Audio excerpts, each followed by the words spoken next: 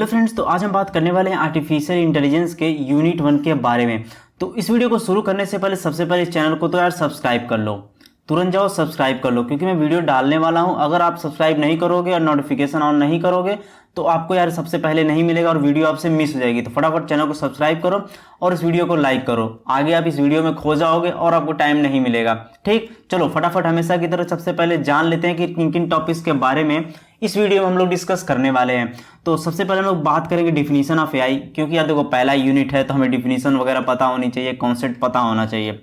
फिर उसके बाद बात करेंगे ब्रांचेस ऑफ एआई, फिर role of machine learning intelligence के बात करेंगे हम लोग, फिर टाइप ऑफ आर्टिफिशियल इंटेलिजेंस की बात करेंगे, फ्यूचर ऑफ आर्टिफिशियल इंटेलिजेंस बात करेंगे, evolution of AI, intelligence agents की बात करेंगे जो कि काफ़ी इंपॉर्टेंट होता है और इसके टाइप्स की, इसे आप इंपॉर्टेंट मान चलिएगा। इंपॉर्टेंट बाकी सारी भी चीज़ें हैं लेकिन ये बहुत ज़्यादा इंपॉर्टेंट है, आपकी बहुत सारे कुछ दूसरे एग्जाम से भी आ जाता है ये सारी चीज़ें। उसको देखो एजेंट इन्वायरमेंट भी पूछता है, कैरेक्टरिस्टिक्स एंड एप्लीकेशंस होते हैं जो कि लर्निंग एजेंट के जो भी होते हैं वो भी देखने वाले हैं हम लोग हैं, और कुछ प्रॉब्लम सॉल्विंग अप्रोच जो है उसे भी हम लोग देखने वाले हैं। और हमेशा की तरह ये वीडियो हम लोग की हैप्पी एंडिंग हो जाएगी और एंड द लास्ट में आपके चेहरे पर ऐसी एक स्माइल होगी। चलो फिर फटाफट इस वीडियो को शुरू करते हैं। तो सबसे पहले बात करते हैं डिफिनीशन ऑफ एआई। देखो एआई की डिफिनीशन हम चलो सबसे पहले देखते हैं और इसकी डिफिनीशन यहाँ पे दी हुई है। तो अभी इस चीज को मिस मत करिएगा, आप में से बहुत सारे लोग होंगे जो एआई की डिफिनीशन को जानते होंगे। ठीक है, अगर ये सारी चीज स्टार्टिंग की आपकी क्लियर होंगी ना तो आपको आगे की सारी चीजें फिर समझ में आएंगी, क्योंकि बेस आपका क्लियर होना बहुत ही जरूरी है। इसलिए इस सारी चीजों को आप ध्यान समझिएगा। और मैं एक चीज बता देता हूं कि स्टार्टिंग में मैं हमेशा थोड़ा स्लो चलता हूं ताकि कि आगे की सारी चीजें आपकी पीछे की सारी चीजें क्लियर हो जाएं, तब जाकर आगे की सारी चीजें मैं जल्दी जल्दी बताऊंगा तो सारी चीजें आपको समझ में आएंगी। और आपको पता है कि सारी चीजें हम लोग एक ही वीडियो में कवर करते हैं, पूरी एक यूनिट को। चलो तो यहाँ पर एक डिफिनीशन दिया हुआ है, artificial intelligence is the ability of computer, इसे अंडरलाइन कर लो, ability of computer to do task that are usually done by human because they require human intelligence. अब देखो आर्टिफिशियल इंटेलिजेंस बेसिकली क्या होता है कि कंप्यूटर की एक एबिलिटी होती है किसी टास्क को करने की। ठीक है, कंप्यूटर की एक तरह की एबिलिटी किसी टास्क को करने के लिए जो टास्क यूजुअली ह्यूमन के थ्रू परफॉर्म किए जाते हैं, और वही टास्क अगर कंप्यूटर करता है तो हम उसे आर्टिफिशियल इंटेलिजेंस कहते हैं। ठीक है, चलो एक चीज और मैं समझाता हूं आपको। मैंने बताया अभी आर्टिफिशियल इंटेलिजेंस, जिसे मैं शॉर्ट में एआई लिखता हूं, ठीक है, और एक मैं लिखता हूं एनआई। अब कहोगे आप एनआई क्या है, तो ये आपकी है नेचुरल इंटेलिजेंस। एनआई मतलब नेचुरल इंटेलिजेंस। अब देखो एआई मतलब क्या होता है, आर्टिफिशियल इंटेलिजेंस फुल फॉर्म, यानी कि मशीन्स के पास जो भी इंटेलिजेंस है, ठीक है, मशीन्स के पास जो भी इंटेलिजेंस है उसे हम लोग बोलते हैं आर्टिफिशियल इंटेलिजेंस, जो ह्यूमन के थ्रू वो इंटेलिजेंस दी जाती है। ठीक है, और जो नेचुरल इंटेलिजेंस होती है ये हमें प्रकृति के थ्रू पहले से मिलती है। तो ये जो नेचुरल इंटेलिजेंस होती है ये हमारे पास होती है, जो हमें ईश्वर ने पहले से दे के भेजा है। ठीक है, और जो आर्टिफिशियल इंटेलिजेंस होती है ये मशीनों को हम देते हैं, एज ए इंसान, एज ए ह्यूमन, ये हम लोग मशीनों को इंटेलिजेंस देते हैं ताकि वो किसी काम को कर पाए बिना ह्यूमन के इंटरवेंशन के। ठीक है, चलो एक डिफिनीशन यहां पर देख लो, the capacity given by human to machine. अब देखो the capacity given by human to machine is called artificial intelligence. आप बोल सकते हो कि अगर आपसे कोई पूछे आर्टिफिशियल इंटेलिजेंस की डिफिनीशन बताओ तो आप बोल सकते हो the capacity given by humans to machine is called artificial intelligence. Yes, यही आर्टिफिशियल इंटेलिजेंस की डिफिनीशन है। और जब आप कॉन्सेप्ट समझ जाओगे ना तो आप खुद अपने आप के एक डिफिनीशन बना सकते हो बड़े आसानी से। अब देखो जब एक इंसान मशीन को इंटेलिजेंस देता है तो आखिर मशीन काम क्या क्या कर पाती है, तो देखो machine to memorise and learn from experiences, to think and create, to speak, to जज एंड मेक डिसीजंस। अब देखो यहाँ पे लर्न फ्रॉम एक्सपीरियंसेस मतलब क्या है, मान लीजिए हम इन जनरल इंसान है तो गलती बहुत सारी करते हैं। जब हम कोई गलती एक बार कर देते हैं, एक बार जब हम कोई गलती कर देते हैं तो उस गलती से हम लोग सीख जाते हैं और फिर वो गलती हम दोबारा नहीं दोहराते हैं।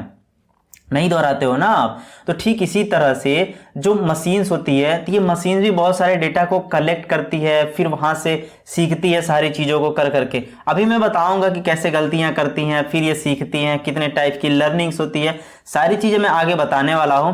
तो बेसिकली अभी बस इतना आप डिफिनीशन समझ लिए कि आर्टिफिशियल इंटेलिजेंस का काम क्या होता है। बेसिकली ये एक तरह की एबिलिटी होती है कंप्यूटर की किसी टास्क को करने की, वो टास्क जो कि इंसान के थ्रू किया जाता है, ठीक है, और उसी काम को अगर कंप्यूटर करता है तो उसे आर्टिफिशियल इंटेलिजेंस कहते हैं। और मशीन को जो इंटेलिजेंस दी जाती है वो इंसानों के थ्रू दी जाती है। तो डिफिनीशन ये हो गया, the capacity given by human to machine is called artificial intelligence. I hope कि आपको समझ में आ गया होगा। और जो इंटेलिजेंस दी जाती है वो क्या होती है, मेमोराइज की होती है, लर्न फ्रॉम एक्सपीरियंसेस की होती है, to think, create, to speak, जज, मेक डिसीजंस, ताकि मशीन डिसीजन ले सके। फॉर एग्जांपल के लिए आप बहुत सारे रोबोट्स वगैरह देखते होगे, बहुत सारी चीजें देखते होगे, तो क्या वो हमेशा इंसान थोड़ी ना उनको बता रहा होता है। अगर सामने मान लीजिए गाड़ी आ गई तो रोबोट ऑटोमेटिक रुक जाता है। तो कैसे रुकता है, यानी कि उस पे सेंसर्स लगे होते हैं, वो चीजों को देखता है, देखने के बाद फिर वो सोचता है कि हाँ मुझे गाड़ी अगर आ गई सामने तो मुझे रुकना है, तो वो मेक डिसीजंस यानी कि डिसीजंस लेता है। तो ये सारी चीजें आपकी आर्टिफिशियल इंटेलिजेंस के अंदर आती है। ऐसे बहुत सारे पार्ट होते हैं, डीप लर्निंग होती है, मशीन लर्निंग होती है, न्यूरल नेटवर्क्स होते हैं, ऐसे कुछ टॉपिक्स हैं जो अभी आगे हम लोग कवर करने वाले हैं। तो अभी मैं स्टार्ट स्लो किया हूं ताकि आपको एक क्लियर अंडरस्टैंडिंग हो जाए एआई की, ठीक है। चलो अब नेक्स्ट बात करते हैं हम लोग डिफिनीशन ऑफ एआई के अंदर ही, कि यहां पे देखो AI programming focuses on 3 cognitive skill. ध्यान देना यहाँ पे 3 कॉग्निटिव स्किल्स होती है जो कि बहुत ही इंपॉर्टेंट होती है। एक लर्निंग होती है, एक रीजनिंग होती है, एक सेल्फ करेक्शन होती है। इन तीनों को चलिए समझते हैं। लर्निंग का मतलब क्या होता है, आपको हिंदी में मतलब पता होगा, सीखना होता है ना। तो चलो डिफिनीशन पढ़ो इसका। Focuses on acquiring data and creating rules यानी कि एल्गोरिदम। अब देखो मशीन किस पे काम करती है, बेसिकली वो एल्गोरिदम पे ही काम करती है ना, एल्गोरिदम पे ही काम। गूगल मैप है एक तरह के एल्गोरिदम पे ही वो काम करता है। एक उसमें रूल सेट किए गए हैं। जैसे ही आप एक जगह से दूसरी जगह जाना है, आप अपना डेस्टिनेशन सेलेक्ट करेंगे और जहां पे एग्जैक्ट आपकी करंट लोकेशन होगी वहां से वहां तक की वो एक एल्गोरिदम पे अकॉर्डिंग ही आपका बेस्ट रूट फाइंड आउट करके वो दे देता है, ठीक है। तो एक एल्गोरिदम पर ही वो काम कर रहा होता है। तो यहाँ पे है focuses on acquiring data and creating rules for how to turn the data into actionable information. ये ध्यान देना। लर्निंग, आप एज ए ह्यूमन आप कैसे सीखते हो, आप पहले चीजों को देखते हो या गलती करते हो ना, तो वो सारी चीजें आपके माइंड में आके स्टोर हो जाती है ना। फिर अगर वैसे ही सेम सिचुएशन इन फ्यूचर अगर आपके सामने राइज होती है तो आप क्या करते हो, पीछे वाली चीजों को याद करते हो। जो इन्फॉर्मेशन आपके पास पहले से है उस सारी चीजों को याद करते हो और आप एक आइडिया लगाते हो कि नहीं मुझे इस काम को ऐसे करना चाहिए ताकि मुझे वो प्रॉब्लम नहीं फिर आएगी। समझ रहे हो, यानी कि आपने एक्वायर डेटा किया, पहले से जो डेटा है उसे एक्वायर कर लिया, ठीक है, और उस बेस पे आप सीख चुके हो। तो फिर इन फ्यूचर अगर आप कहीं देख रहे हो ऐसी चीजें, तो अगर वैसी डेटा आपके माइंड में जा रही है तो तुरंत स्ट्राइक करेंगे, आप कहोगे नहीं मुझे ऐसे करना है, देन उसके बाद आप एक्शन ले पाओगे, ठीक है, एक्शन ले पाओगे। तो आपने वहां पे कैसे सीखा, यानी कि आप कुछ चीजें कर रहे हो, गलती की है या कुछ भी की, वो डेटा आपके दिमाग में गया और फिर आपको समझ में आ गया कि हाँ ये चीजें ऐसे होती हैं। तो ऐसी मशीन्स के अंदर भी ऐसे होती है। तो कुछ एजेंट्स वगैरह होते हैं, अभी आगे हम लोग उसके बारे में बात करने वाले हैं। रीजनिंग, तो रीजनिंग का मतलब क्या होता है, आप जैसे कि आप ही लोग रीजनिंग वगैरह पढ़ते हो ना, एप्टीट्यूड रीजनिंग वगैरह पढ़ते हो ना, तो रीजनिंग में क्या करते हो कि यार उसका चाचा उसका भाई लॉजिकल लगा के एक आंसर निकालते हो, हाँ वो उसका मामा लगेगा, ऐसे ही करते हो ना। तो सेम यही सिचुएशन यहाँ पे भी होती है। Focuses on choosing the right algorithm to reach a desired outcome. बहुत सारे रूल्स होते हैं, बहुत सारी एल्गोरिदम्स होती हैं, लेकिन एक डिजायर्ड आउटकम पर पहुंचने के लिए कौन सा एल्गोरिदम किस टाइम पे लगाना, एग्जैक्ट वो चीज होती है रीजनिंग के अंदर। आई होप कि आप लोग इस चीज को समझ रहे होगे, ठीक है। चलो, होता है ना यार कि देखो 2 3 5 7 तो यहाँ पे क्वेश्चन मार्क लगा देता है, फिर 3 5 6 ऐसे करके, मैं जनरल क्वेश्चन दे रहा हूं तो यहाँ पे क्वेश्चन मार्क लगा होता है, तो बोलता है यहाँ पे कौन सी वैल्यू होगी। तो आप काफी तरह तरह की चीजों को लगाते हो, टेक्निक्स लगाते हो, फिर एक टेक्निक्स आपकी लग जाती है जो कि राइट होती है। सेम ऐसे ही यहाँ पे भी बहुत सारी सी चीजें आती हैं और आपको फिर बाद में पता चलता है कि हाँ ये आपको नहीं, मतलब मशीन को पता चलता है कि हाँ ये सही है, फिर वो चीज लगा देती है और आउटपुट और उसका जो भी आउटपुट होता है वो आ जाता है। Self correction design to continuously fine tune algorithm and ensure they provide the most accurate result possible. अब देखो इसके अंदर सेल्फ करेक्शन की भी चीजें होती हैं, ठीक है। इसको इस तरीके से डिजाइन किया जाता है ना कि हमेशा यार ह्यूमन का इंटरेक्शन ना हो, समझ रहे, ये सेल्फ करेक्शन भी सारी चीजों को कर सके, इस तरीके से होता है। तो यहाँ पे एक लर्निंग, रीजनिंग, सेल्फ करेक्शन, ये बाकी तीन बहुत ही इंपॉर्टेंट है। अब देखो बेसिकली गोल्स ऑफ एआई, आखिर में एआई का गोल क्या है? To create expert system, expert system बनाना। एक्सपर्ट सिस्टम आपको पता है कि यार मशीन जितनी स्पीड से काम कर सकती है उतनी स्पीड से इंसान नहीं काम कर सकता है।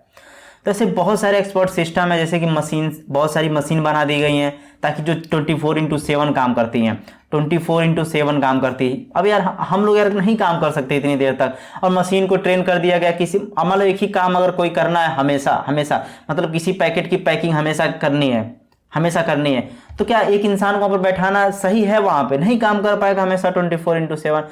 तो उसके लिए बना दिया गया एक मशीन जिसको ट्रेन कर दिया गया, ठीक है, जो कि 24/7 वो काम करेगी। ऐसे बहुत सारे काम करने के लिए, जैसे कि आप कोई भी ले सकते हो, सोफिया रोबोट्स वगैरह का एग्जाम ले सकते हो, ऐसे GPT-3, ऐसे बहुत सारे हैं यार एआई सिस्टम बने हुए। तो ऐसे एक्सपर्ट सिस्टम बनाने के लिए कर सकते हैं।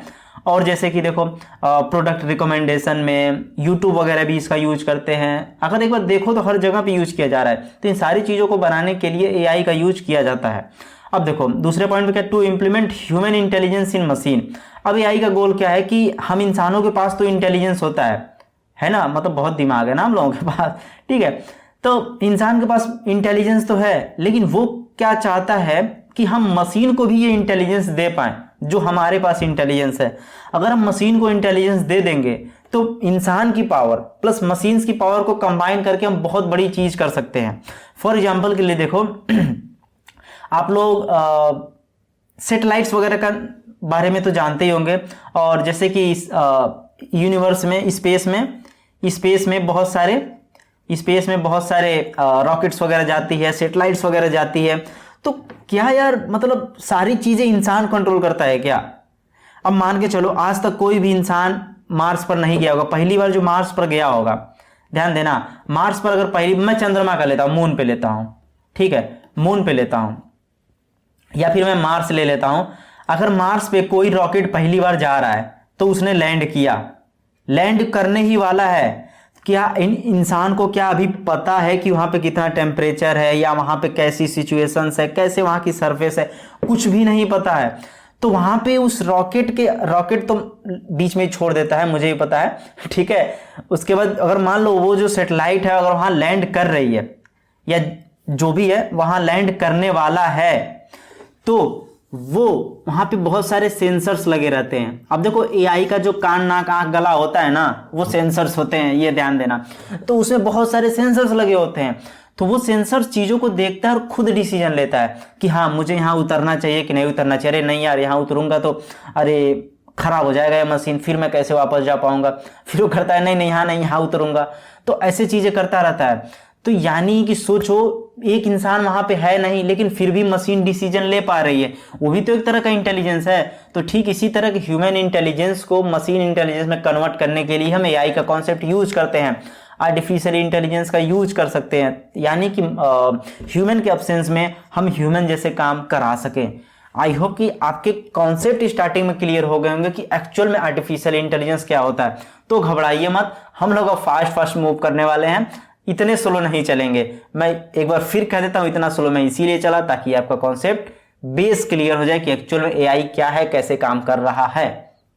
ओके चलो अब बात करते हैं हम ब्रांचेज ऑफ एआई कि एआई के ब्रांचेस क्या हैं।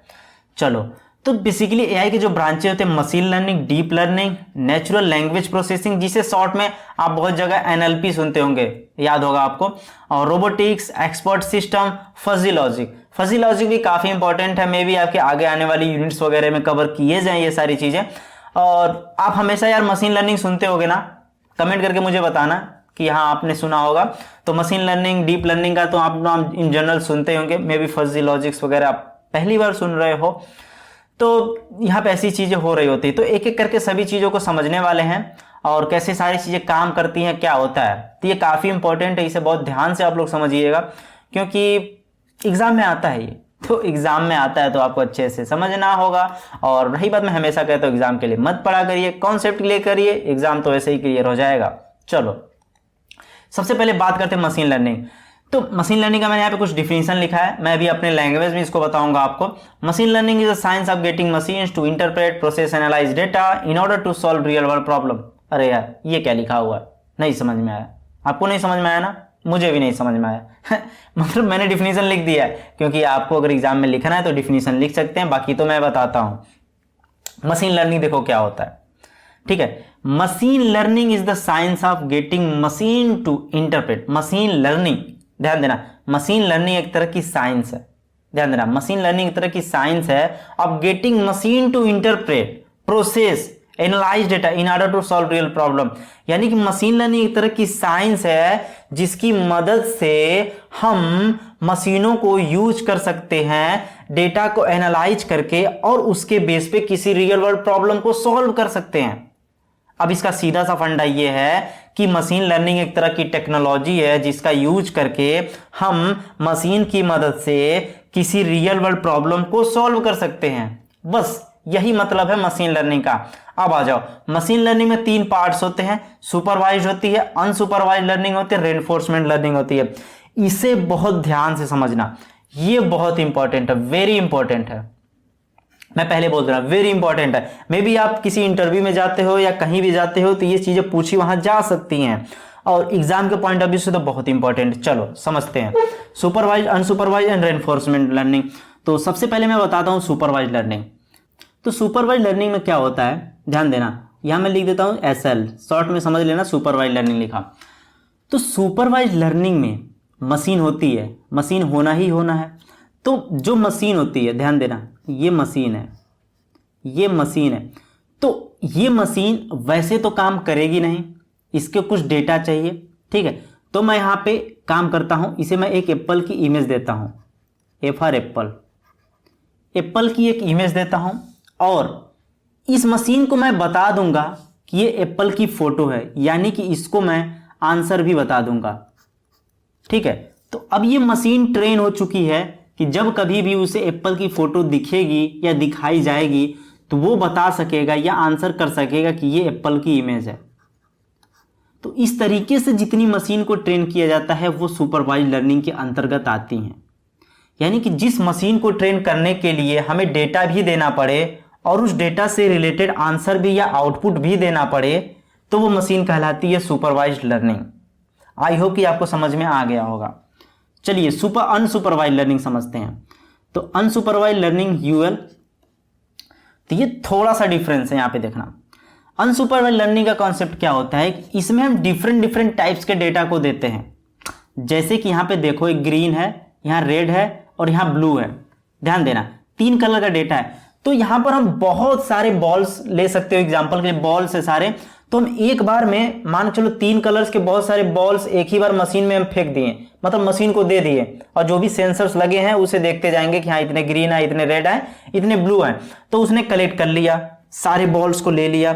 अब वो मशीन, अब देखो उस मशीन को हमने बस इनपुट दिया है। इनपुट क्या दिया है, बॉल्स हमने इनपुट दिया है। अब उसे आउटपुट में हमने नहीं बताया है कि कितने कलर्स हमने इनपुट दिए हैं या कितने बॉल्स किस कलर के हैं, हमने आउटपुट नहीं दिया है, ध्यान देना, बस हमने इनपुट दिया। तो वो मशीन सारे चीजों को एनालाइज करेगी, सारे बॉल्स को एनालाइज करेगी और देखेगी कि कौन सा बॉल कितना डिफरेंस है एक दूसरे से, और वो खुद से पता लगाएगी कि हाँ ये बॉल्स एक कलर का है, ये एक दूसरे से मिलते जुलते हैं, तो उनको अलग करेगी।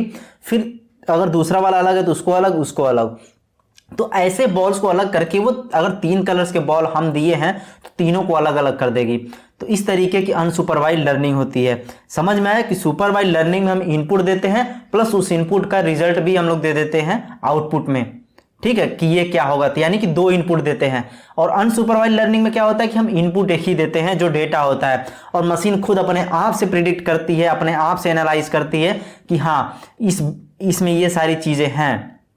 ठीक है, मैं भी बताऊंगा कैसे ये कहाँ पे यूज होता है। जैसे कि मैं चलो बता देता हूँ, लाइक डिसलाइक समझ रहे हो ना आप। ऐसी बहुत बड़ी बड़ी कंपनियां हैं जो बहुत सारे फोटोज पे आप लाइक डिसलाइक करते हो ना, तो सारे डेटा को लेती है कमेंट, और फिर उसके बाद अनसुपर लर्निंग को यूज करके लाइक काउंट को अलग करती है, अनलाइक को अलग करती है, ठीक है, और कमेंट्स को अलग करती है, फिर देखती है कि कितने रेशियो में क्या आया है। तो ऐसी सारी जगह पे अनसुपरवाइज्ड लर्निंग का यूज वहां पे होता है। चलो रेनफोर्समेंट लर्निंग का बात करते हैं, आरएल। रेनफोर्समेंट लर्निंग बहुत मस्त है यार। रेनफोर्समेंट लर्निंग में मान के चलो ये मशीन है, ध्यान देना ये मशीन है, इस मशीन को हम कुछ देंगे, मान के चलो हम एप्पल की फोटो दे रहे हैं, लेकिन यहाँ पे आउटपुट का नहीं देंगे, बस हम एप्पल की फोटो इसको दे देंगे। ये मशीन प्रिडिक्ट करेगी, ध्यान देना ये प्रिडिक्ट करती है, यानी भविष्यवाणी करेगी। हम एप्पल की फोटो दिखा रहे हैं तो ये बोलेगी यार कहीं ऑरेंज की फोटो है क्या ये, तो ये बोलेगी ऑरेंज, तो ऑरेंज बोलेगी।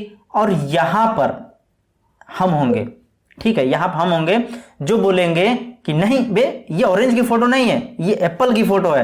तो इस मशीन को हम बताएंगे कि ये एप्पल की फोटो है, ठीक है। अब ये मशीन ट्रेन हो चुकी है कि ये एप्पल की इमेज है, यानी कि आप क्या कर रहे हो, आप यहां पे फीडबैक दे रहे हो। This is the most important things that in this, यानी कि रेनफोर्समेंट लर्निंग में हम फीडबैक देते हैं, ठीक है। तो इसके बाद अब एप्पल की फोटो इस इमेज को जब कभी भी दिखेगी तो वो प्रिडिक्ट कर पाएगा कि ये एप्पल की इमेज है। चलो एक बार मैं तीनों को समराइज कर देता हूं। सुपरवाइज्ड लर्निंग हम लोग क्या करते हैं, एक इनपुट देते हैं और उस इनपुट की रिजल्ट भी देते हैं कि ये इनपुट एक्चुअल में है क्या, उसका आउटपुट भी देते हैं, यानी इनपुट भी देते हैं और आउटपुट भी देते हैं। फिर उसके बाद अगर उस मशीन को वैसी इमेज कहीं मिलेगी तो वो उसका आंसर बता पाएगा।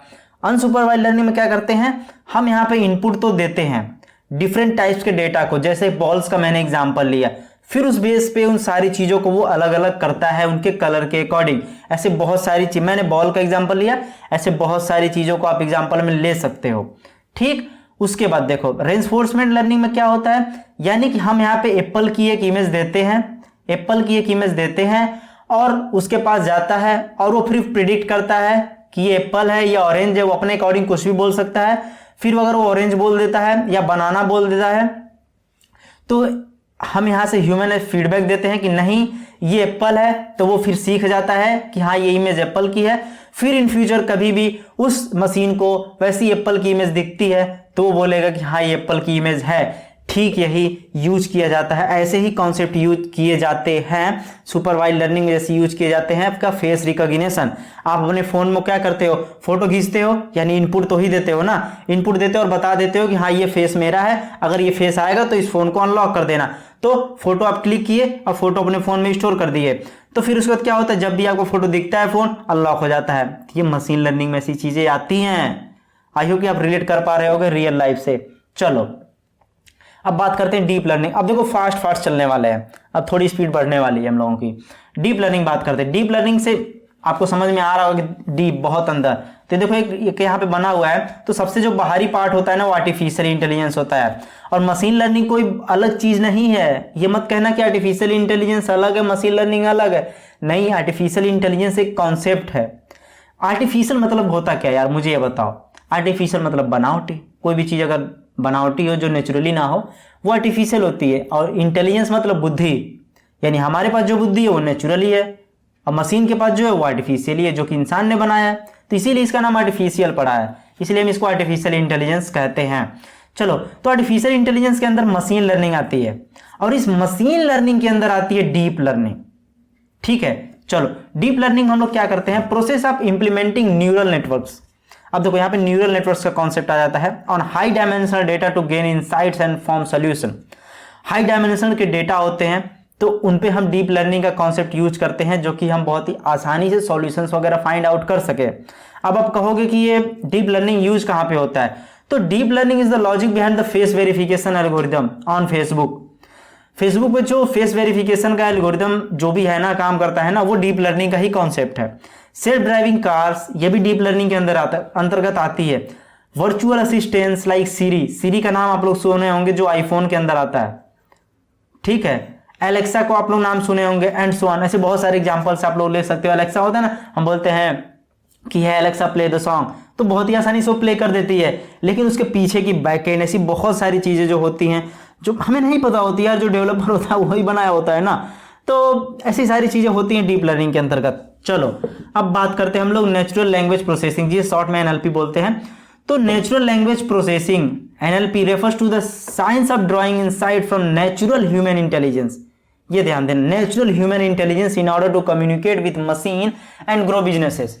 अब देखो यहाँ पे जो मशीन्स होती है ना ये इंसान के नेचुरल इंटेलिजेंस वगैरह से कम्युनिकेट करती है, ठीक है। तो कम्युनिकेट करती है, इससे क्या होता है, इससे हम बिजनेसेस वगैरह को ग्रो करते हैं, ठीक है। उसका देखो जैसे ट्विटर यूज करता है, आप रियल लाइफ एग्जांपल समझ पाओगे। ट्विटर यूज करता है, ट्विटर कैसे यूज करता है, टेरिटरिक लैंग्वेज। टेरिटरिक मतलब अरे टेररिस्ट समझते हो ना, तो टेररिस्ट मतलब आतंकवादी। तो आतंकवादी लैंग्वेज, जैसे कि बहुत सारे लोग भड़काऊ पोस्ट वगैरह कर देते हैं, ट्वीट कर देते हैं ट्विटर पे। तो अब बताओ उन ट्वीट को कैसे फिल्टर करता है ट्विटर। ये देखो फिल्टर करता है, कैसे ट्विटर फिल्टर करता है। क्या हर इंसान थोड़ी ना बैठा है देखने के लिए कि हाँ ये ट्वीट टेररिस्टिक है या किसी फालतू कमेंट आया यहाँ पे, तो कोई नहीं बोलता है ना, मतलब आदमी तो नहीं बैठा है ना। तो वहाँ पे एल्गोरिदम काम करती है, तो वही एनएलपी के अंदर आती है। यानी कि जो भी इंसान अगर कोई कमेंट कर रहा है तो उस कमेंट को मशीन जो होती है वो देखती रहती है और वो पता लगाती है कि ये लैंग्वेज किस लैंग्वेज में इंसान कहना चाहता है। अगर वो स्पैम है या कोई बुरा वर्ड यूज कर रहा है वहां पे तो पता लगा लेता है। तो ट्विटर यही यूज करता है। Amazon uses NLP to understand customers review and improve user experience। अब देखो Amazon जो हम लोग रिव्यू देते हैं ना सामान के नीचे, तो Amazon क्या करता है वहां पे भी NLP का यूज करता है। तो सारे रिव्यूज वगैरह को लेता है और उसके बेस पे यूजर्स एक्सपीरियंसेस को इंप्रूव करता है। बहुत सारे लोग करते हैं कि सामान खराब आ गया, डिलीवरी लेट से हुई, समझ रहे हो। तो सारी चीजें वहां से Amazon देखता है, फिर अपने यूजर्स के जो भी यूजर्स होते हैं उसके उनके एक्सपीरियंसेस को बेटर करता है। आप लोग ये सोच रहे होंगे कि यार यूजर्स के एक्सपीरियंस को क्या करेगा वो बेटर करके। आपको पता है कि अगर जब यूजर्स की ही पूरी मार है, जिसके पास जितने लोग वो उतना अमीर, उतने पैसे कमाएगा, ठीक है। जिसके पास ऑडियंस, आज गूगल के पास क्या है, गूगल के पास लोगों का बहुत सारा डेटा है, हर लोग गूगल से कनेक्ट है यार। लेकिन आप कहोगे दुनिया में सबसे ज्यादा अमीर नहीं है, लेकिन सबसे ज्यादा डेटा वही रखा हुआ है। गूगल आज के जमाने में कौन ना यूज करे, छोटा सा बच्चा जानता है गूगल। यूट्यूब तो अब आज के बच्चे खिलौना बना लिए हैं। चलो नेचुरल लैंग्वेज प्रोसेसिंग आपकी समझ में आ गई होगी आपको, ठीक। चलो अब रोबोटिक्स की बात करते हैं।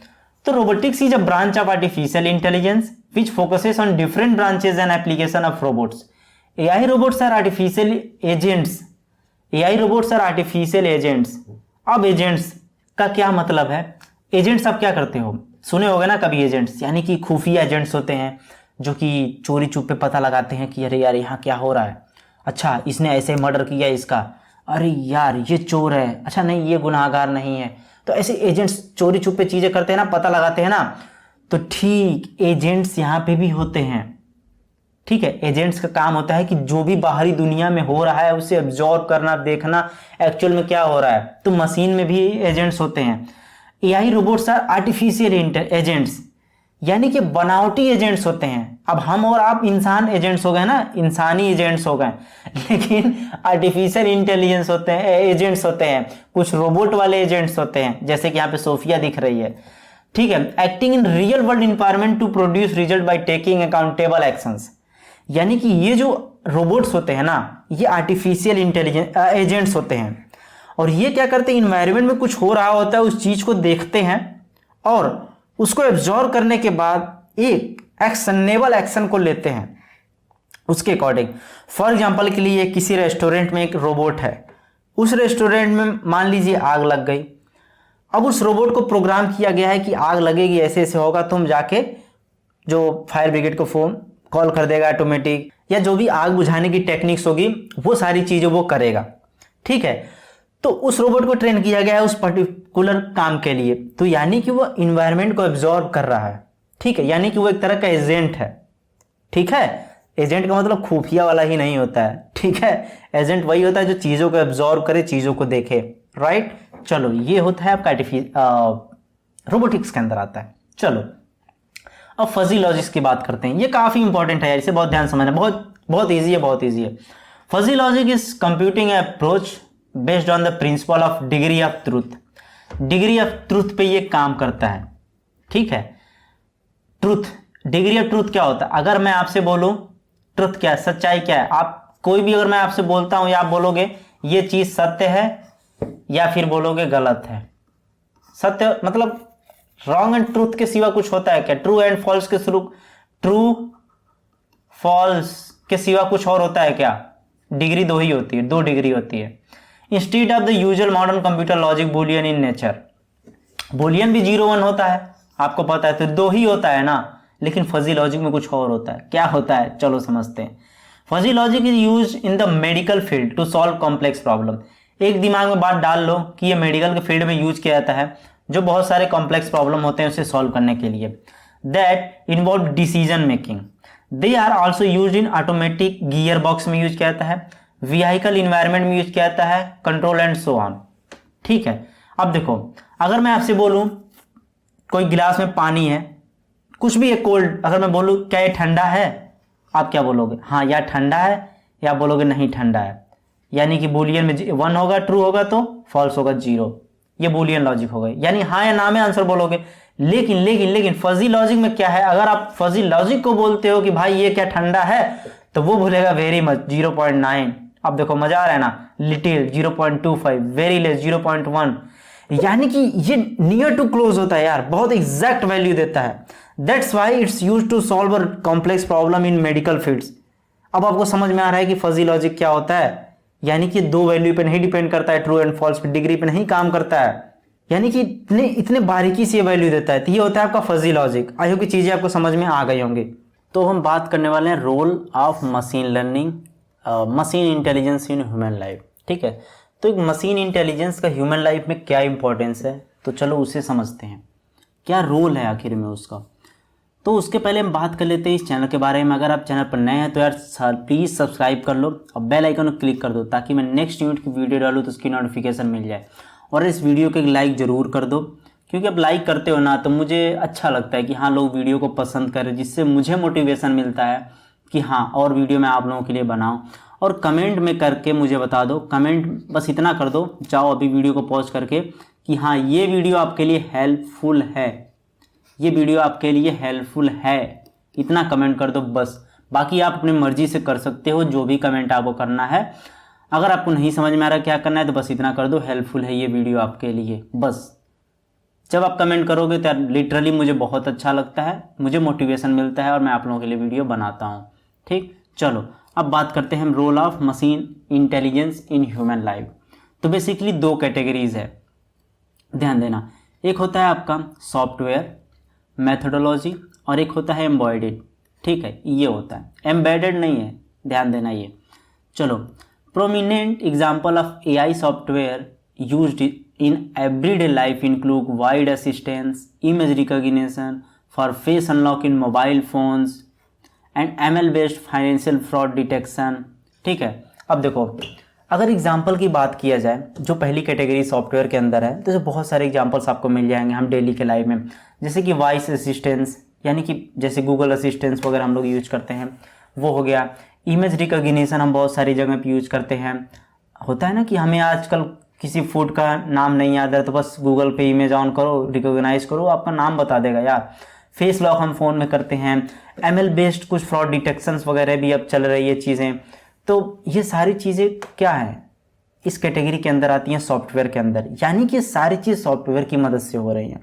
ध्यान देना, ये सारी चीज़ें सॉफ्टवेयर ही तो है। वॉइस असिस्टेंस क्या है, एक तरह का सॉफ्टवेयर ही है। इमेज रिकॉग्निशन हम किसकी मदद से करते हैं, एक तरह का सॉफ्टवेयर है। फेस रिकॉग्निशन मोबाइल में कैसे करते हैं, वो एक तरह का आपका सॉफ्टवेयर ही है। तो ऐसे इन सारे सॉफ्टवेयर्स की मदद से हम AI को यूज करके ऐसी चीज़ों को कर पाते हैं। चलो, AI software usually involves just downloading software with AI capabilities from an online store and required no peripheral devices. हमें कोई पेरिफेरल डिवाइसेस की ज़रूरत नहीं होती है इन AI बेस्ड एप्लीकेशंस को यूज करने के लिए।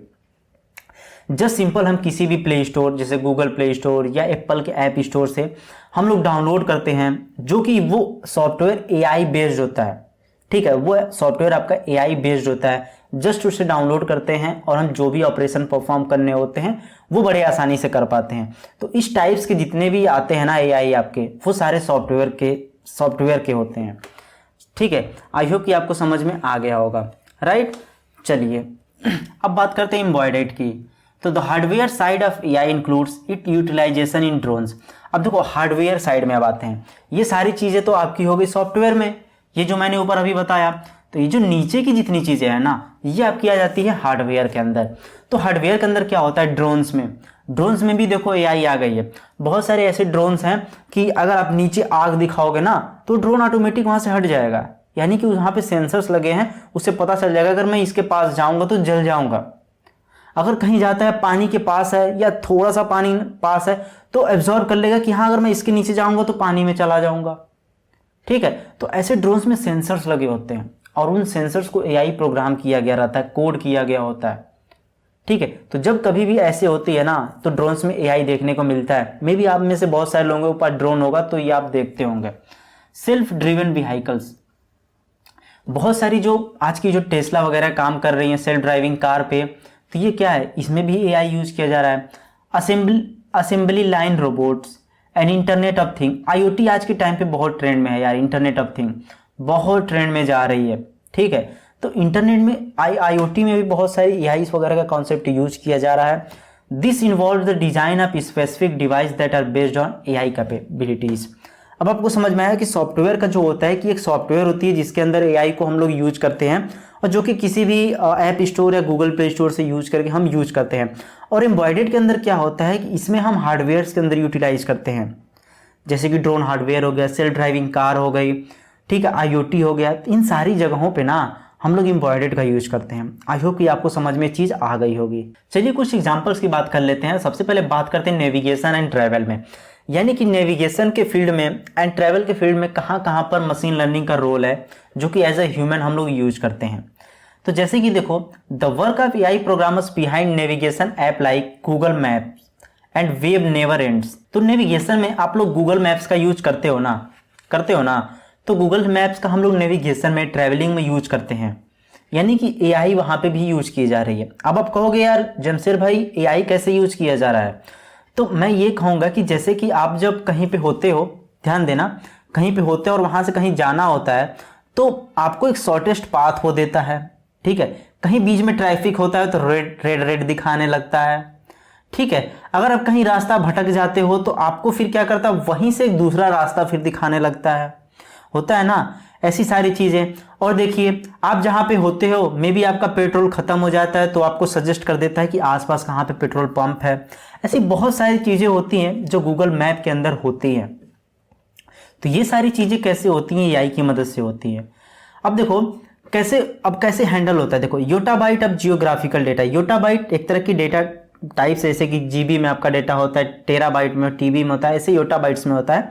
अब जियोग्राफिकल डेटा, अब जो जियोग्राफिकल डेटा है ना पूरे धरती का, मान लो मतलब इंडिया, पाकिस्तान, अमेरिका, ऑस्ट्रेलिया, हर जगह के सारे कंट्रीज का डेटा ले लो, सारे रूट्स का, बहुत सारा डेटा हो जाएगा ना। Which is updated every seconds can only be effectively cross check by ML algorithm unleashed on satellite images. अब देखो ये जियोग्राफिकल डेटा है, बहुत सारा है, और ये जियोग्राफिकल डेटा चेंजेस भी होते हैं ना, कहीं पे दूसरी एक राह बन रही होती है, कहीं हाईवे बन रहा होता है। ठीक है, हाईवे बन रहा होता है ना, तो सारी चीज़ें सेटेलाइट के थ्रू अपडेट होती हैं और वहाँ पे मशीन लर्निंग की एल्गोरिदम्स होती हैं जो हेल्प करती हैं नेविगेशन एंड ट्रैवलिंग में। अब इन सारे जियोग्राफिकल डेटा को सोचो, इतना बड़ा डेटा को मैनेज करना और हर सेकंड करोड़ों लोग इन द सेम टाइम पे एक एप्लीकेशन को यूज करके एक जगह से दूसरी जगह ट्रैवल कर रहे हैं, तो इन सारी चीज़ों को हैंडल कैसे करा जा रहा है। तो ये सारी चीज़ें नेविगेशन एंड ट्रैवल के अंतर्गत आती हैं। चलो स्मार्ट इनपुट कीवर्ड्स की बात करता हूँ, कीबोर्ड्स की बात करता हूँ। तो लेटेस्ट वर्जन में बहुत सारे कीबोर्ड्स वगैरह आ चुके हैं जहाँ पे हम लोग टाइप करते हैं। तो हम जैसे ही हम लोग टाइप करते हैं तो बहुत सारे वर्ड्स हम लोग गलत टाइप करते हैं, तो वहाँ पे हम लोग ऑटो करेक्शन कर सकते हैं, ऑटो करेक्ट हो जाता है हमारा सेंटेंस। व्हाट्सएप पे ही आप बहुत सारे चैटिंग करते हो तो नीचे करेक्शन का देता है ना ऑप्शन, तो हम अक्सर क्लिक करके करेक्ट कर लिया करते हैं। Language detection to provide user friendly experience, और लैंग्वेज डिटेक्शन का भी वहाँ पे होता है, जैसे कि हिंदी में कुछ गलत लिख रहे हैं तो नीचे सजेस्ट कर देता है, अच्छा ये टाइप करना चाहते हो तो कर देते हैं हम लोग।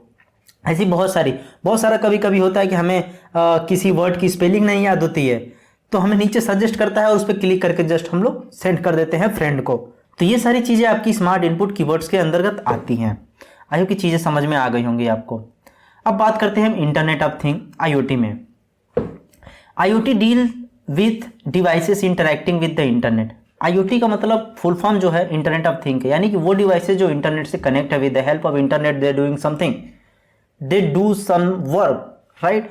तो वो होती हैं IoT डिवाइसेस, ठीक है। The AI part help these devices to learn from data. अब देखो IoT डिवाइसेस जो काम करती हैं उनके पास भी डेटा होता है, ठीक है, बहुत सारा डेटा होता है। तो यहाँ पे AI का कॉन्सेप्ट क्या करता है, आर्टिफिशियल इंटेलिजेंस क्या करता है कि उन सारे डेटा को लेकर उन्हें सीखने में मदद करता है, ताकि वो एक अच्छा सा डिसीजन ले पाएँ। IoT डिवाइसेस वो इतनी कैपेबल हो जाए कि खुद डिसीजन ले सकें, समझ रहे हो।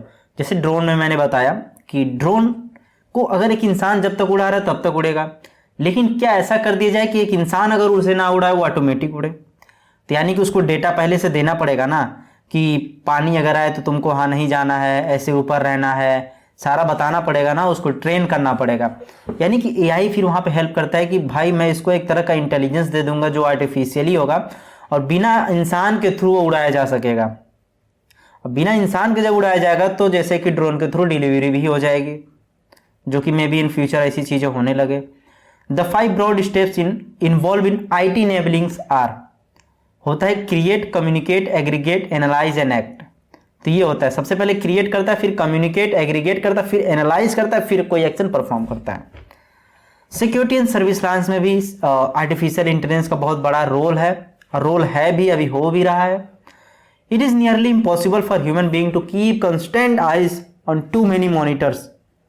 देखो एक इंसान या बहुत सारे इंसान नहीं पॉसिबल है कि बहुत सारे कंप्यूटर स्क्रीन पर बैठ के CCTV कैमरा से जो फुटेजेस आ रहा है उसे देखना नहीं पॉसिबल है यार। क्या एक इंसान इतनी देर तक जाग सकता है? और कोई कंपनी किसी को हायर भी करती है तो बहुत सारे एम्प्लॉय करना पड़ेगा, उसे पैसे देने पड़ेंगे, और मे भी कुछ प्रॉब्लम्स भी आए, कभी फॉल्ट भी हो सकता है, तो वहाँ पे होता है। So naturally we have felt need to automate such service line task and further enhance them to leveraging machine learning methodology. अगर हम चाहते हैं कि हम इंसानों को हटा के अगर वहाँ पे कुछ ऐसा कर दें ताकि इंसान भी ना रहें, उस जगह पर काम भी हो जाए, तो वहाँ पे काम आपका कॉन्सेप्ट आता है मशीन लर्निंग। तो वहाँ पे आपका AI का कॉन्सेप्ट आ जाता है, ठीक है। ये देखो मशीन लर्निंग में बोलूँ तो ये मत समझना कि आर्टिफिशियल इंटेलिजेंस नहीं है, ठीक है। आर्टिफिशियल इंटेलिजेंस का ही पार्ट मशीन लर्निंग है, जो मैंने बता दिया है पीछे ही आपको। चलो टाइप्स ऑफ आर्टिफिशियल इंटेलिजेंस, ये काफ़ी इंपॉर्टेंट है, ध्यान समझना। चलो सबसे पहले देखते हैं हम, ये होता है purely reactive, limited memory, theory of mind, self aware. ये आपके एग्जाम के पॉइंट ऑफ व्यू से इंपॉर्टेंट है, इसे इंपॉर्टेंट मान चलना और ध्यान से समझने की कोशिश करना। ये देखो रोबोट भाई साहब यहाँ पे खड़े हैं। अबे किसको किसको रोबोट अच्छा लगता है, मुझे ज़रा कमेंट करके बताना तो, किसको किसको रोबोट अच्छा लगता है। सोचता है कि यार मेरे भी घर में एक रोबोट हो, मुझसे बोलूँ, मैं बोलूँ ए पानी ला तो पानी लाए, ए खाना ला तो खाना लाए, पैर भी दबाए, मतलब जस्ट फनी के लिए मैं बोल रहा हूँ यार, ठीक है। तो डोंट टेक इट माइंड, मतलब बोरिंग ना हो इसलिए मैंने बोल रहा थोड़ा। चलो प्योरली रिएक्टिव बात करते हैं। तो प्योरली रिएक्टिव क्या है, पहले पॉइंट पे देखो, these machines do not have any memory. यह ध्यान देना, ये छोटी छोटी चीज़ें बहुत इंपॉर्टेंट है जो कि आपको डिफ्रेंशिएट करती हैं इसके टाइप्स में। और data to work with specialising in just one field of work, जैसे कि फॉर एग्जाम्पल के लिए चेस गेम।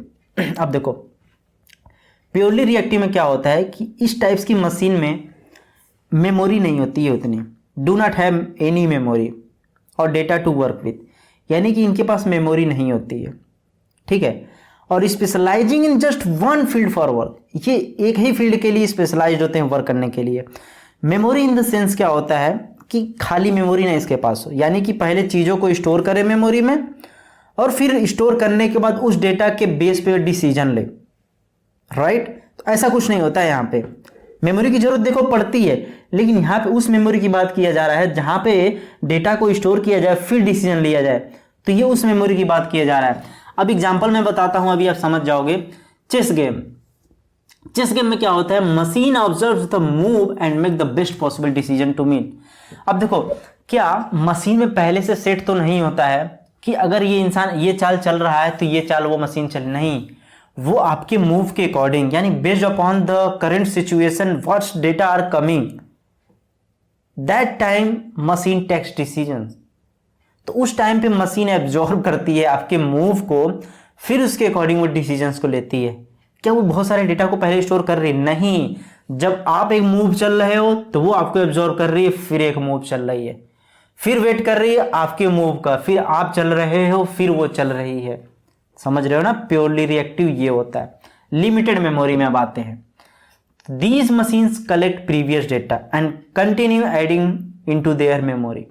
अब देखो इस मेमोरी में, लिमिटेड मेमोरी में, ध्यान, नाम से ही लिमिटेड पता है कि मेमोरी बहुत ज़्यादा नहीं मिलेगी आपको, मतलब खाना बहुत कम मिलेगा आपको, उसी में काम चलाना है। तो ये मेमोरी क्या करती है? ये डेटा को कलेक्ट करती है, प्रीवियस डेटा जो होता है वो कलेक्ट करती है और मेमोरी में डेटा को ऐड करते रहती है। ठीक है, दे हैव इनफ मेमोरी और experience to make proper decision but memory is minimum. अब देखो मेमोरी कम होती है लेकिन इतनी भी कम नहीं होती है कि काम ना चल पाए।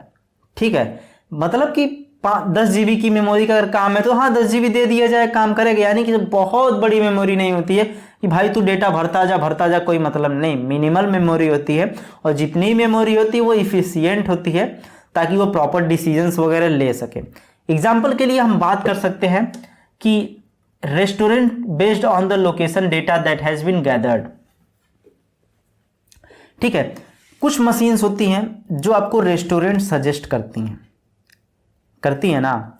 This machine can suggest a restaurant based on the location data that has been gathered.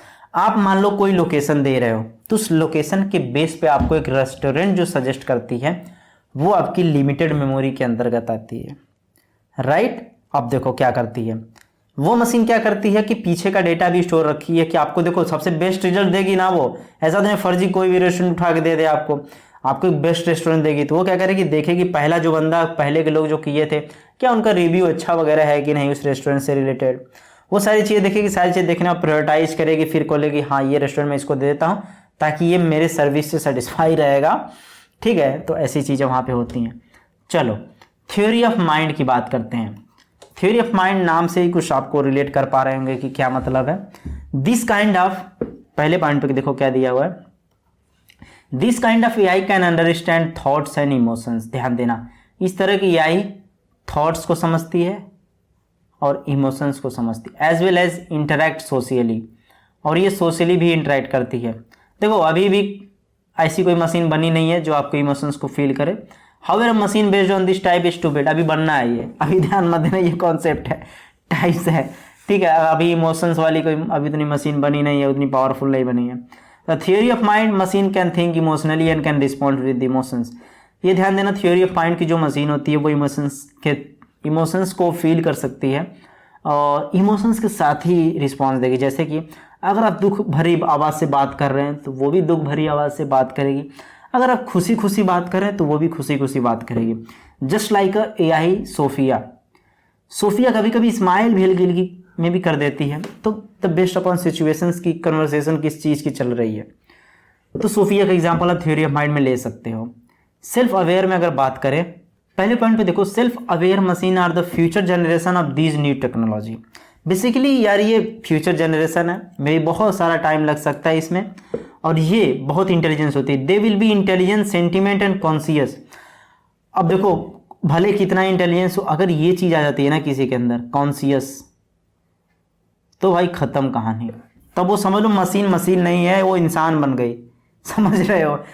Conscious अगर आ गई ना, अब सब कॉन्शियस लेवल तो होता है इंसान के पास, मैं मान रहा हूँ, लेकिन सोचो अगर कॉन्शियसनेस आ गई ना उसके पास, तब तो यार बवाल है भाई। फिर तो मे भी फ्यूचर में बन सके, ऐसी बनेगी, फिर देखा जाएगा।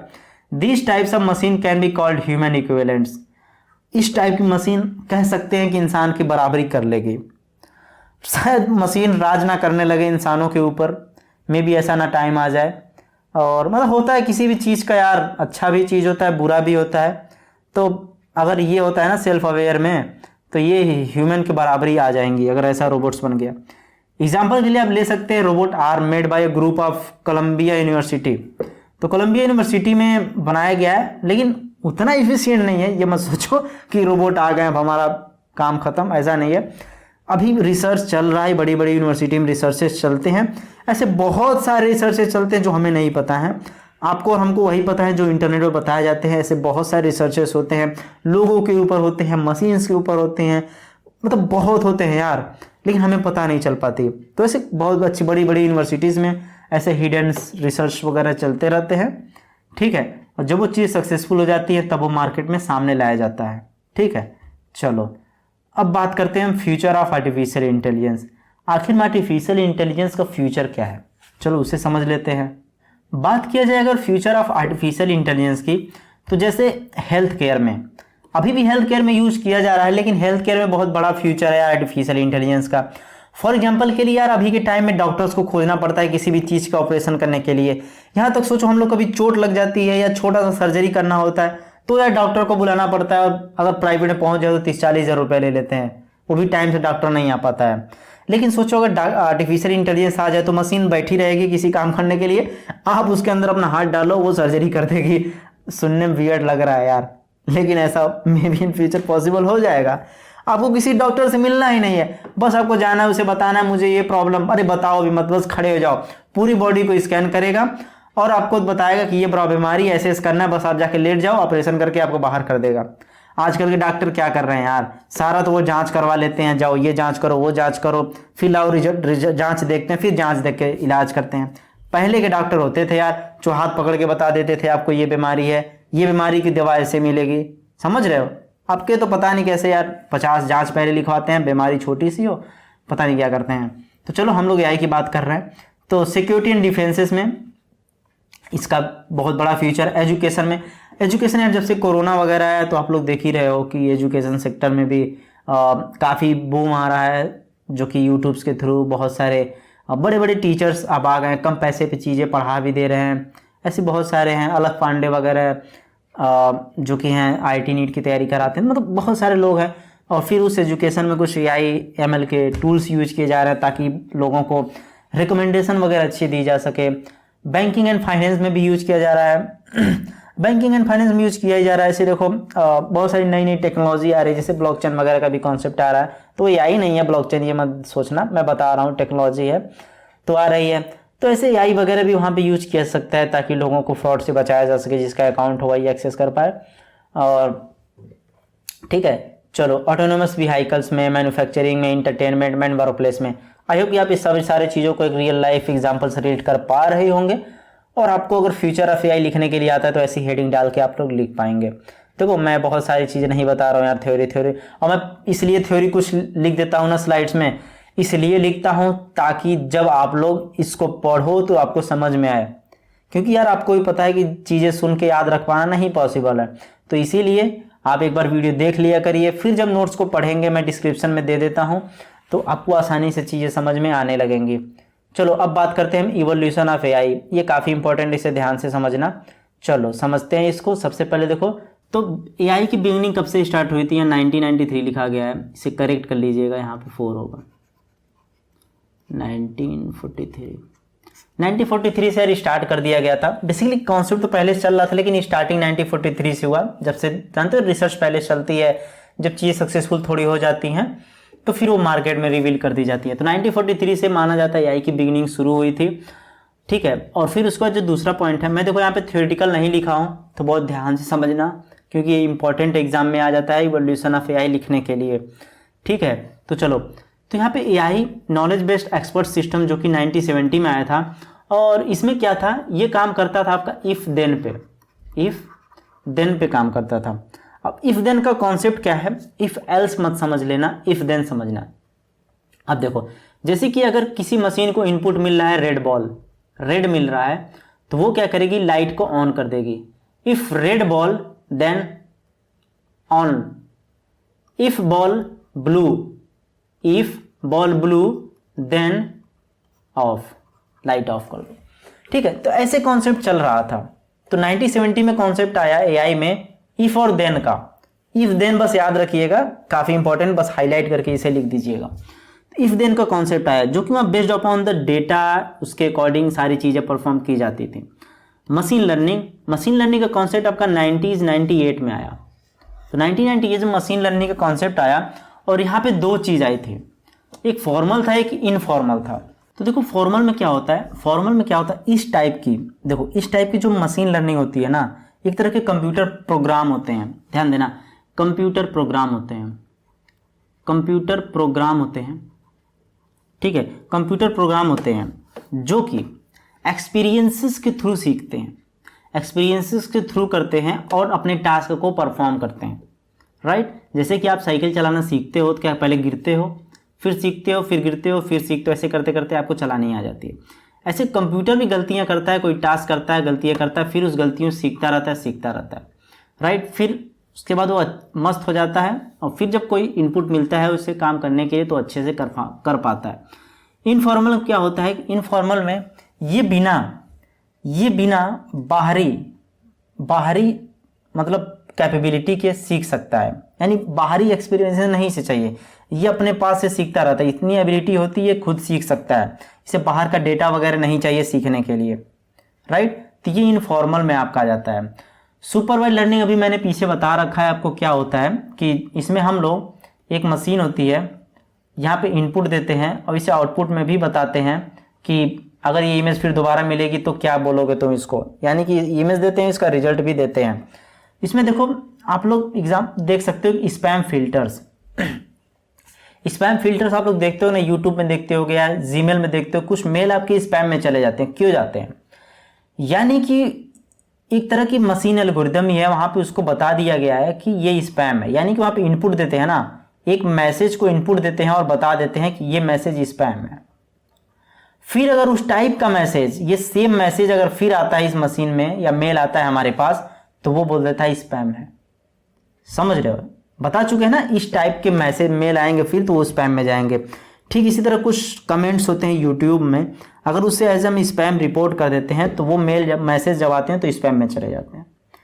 चलो फेशियल रिकॉग्निशन में, फेशियल रिकॉग्निशन में क्या होता है कि हम एक फोटो, सबसे पहले मान लीजिए अपना फ़ोन ही ले लो यार, कोई भी कुछ ले लो जहाँ पे फेशियल रिकॉग्निशन होता हो, तो सबसे पहले वहाँ पे हम एक फ़ोटो अपलोड करते हैं, अपनी एक फ़ोटो अपलोड करते हैं उस फ़ोन के अंदर। फिर दोबारा अगर वो फ़ोटो हमें दिखाते हैं, फ़ोन को अपनी ही हो या दूसरे की हो, अनलॉक करना है फ़ोन, तो उस फोटो को देखता है, फिर वो फ़ोन को अनलॉक कर देता है। ठीक है, तो ये आपका होगा फेशियल रिकॉग्निशन, ये सुपरवाइज्ड हो गई।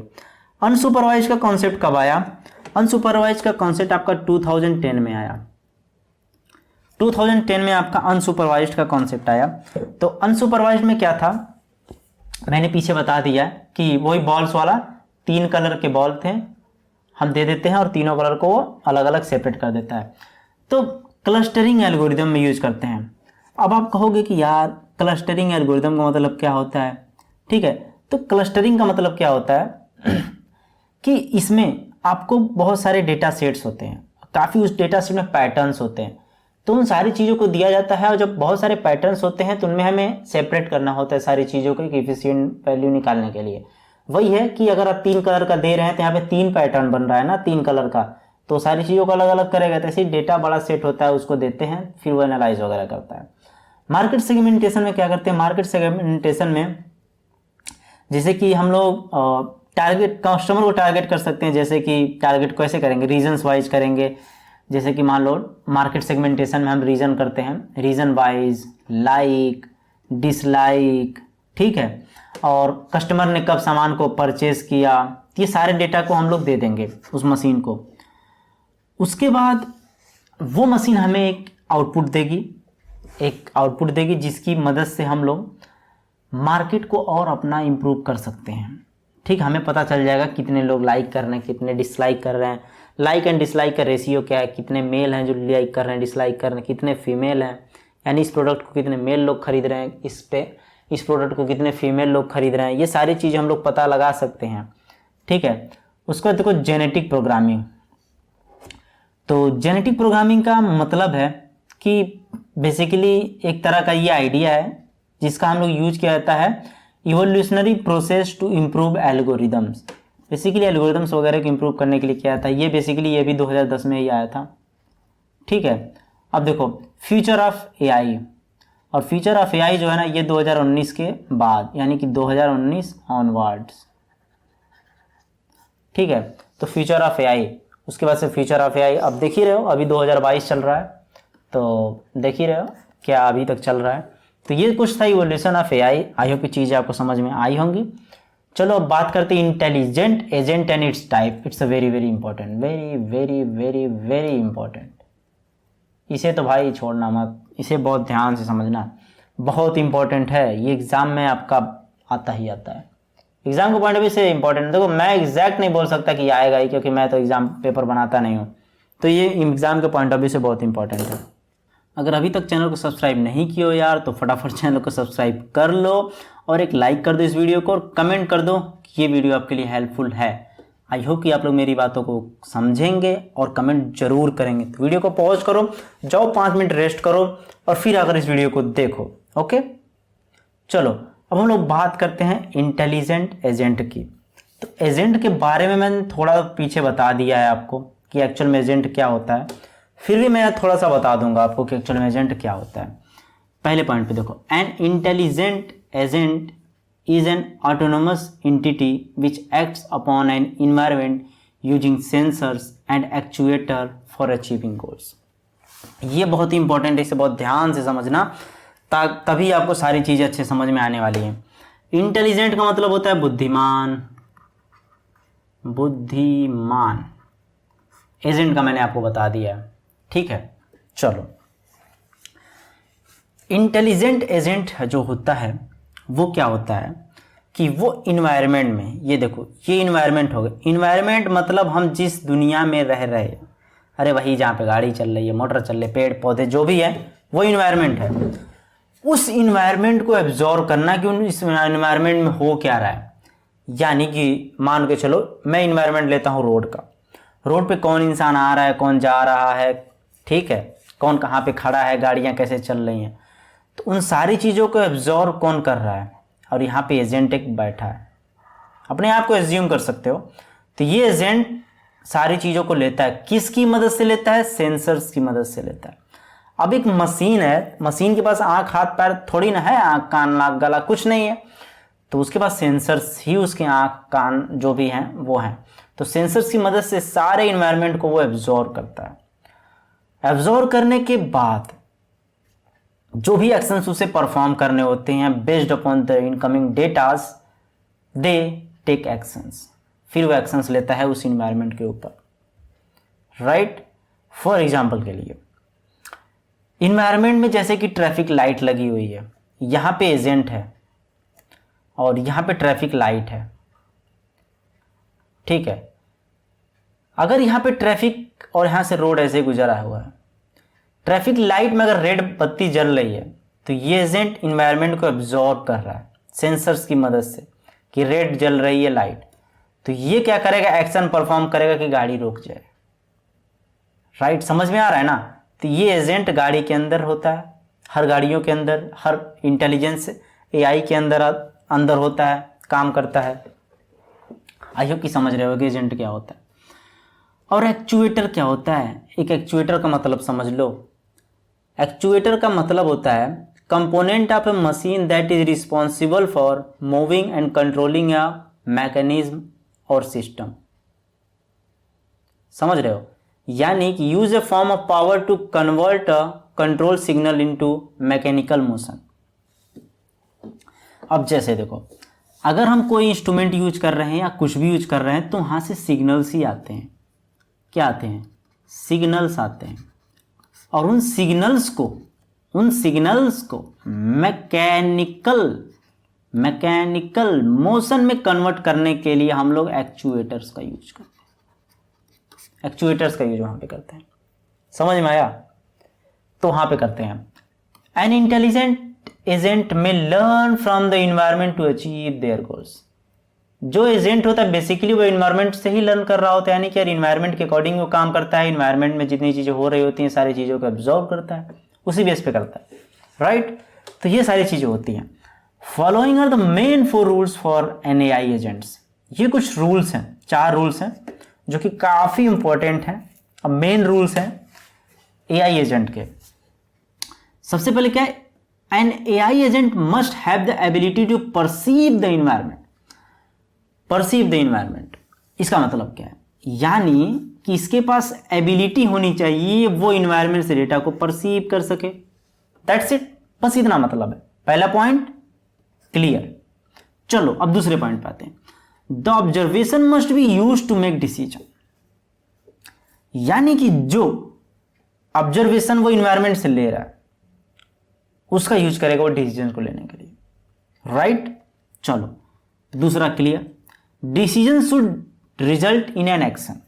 अब जो ये एजेंट भाई साहब डिसीजन ले रहे हैं वो भाई एक्शन भी तो हो, कुछ काम करे, तो वो इसका रूल नंबर 3 होता है। 4th का क्या होता है, the action taken by AI agent must be rational action.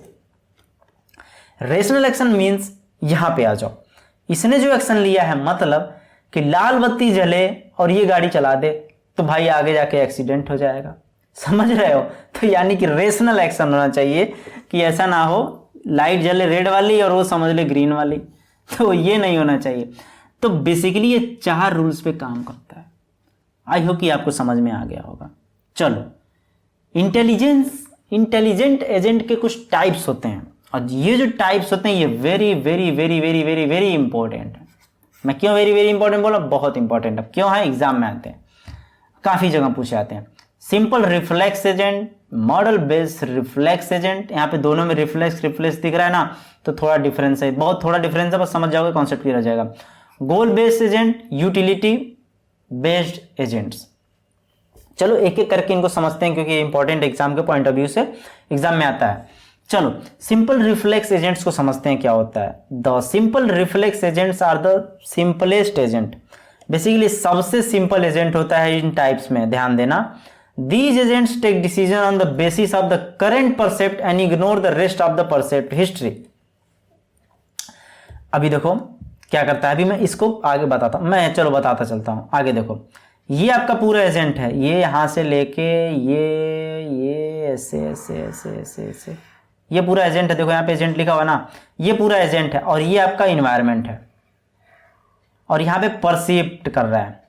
यहाँ पे देखो सेंसर्स की मदद से यहाँ पे जा रहा है। What the whole world is like now, मतलब जो भी इन्वायरमेंट से ले रहा है सेंसर्स के थ्रू वो परसेप्ट कर रहा है। तो देखो यही यहाँ पे दिया हुआ, current percept and ignore the past of rest of the percept history.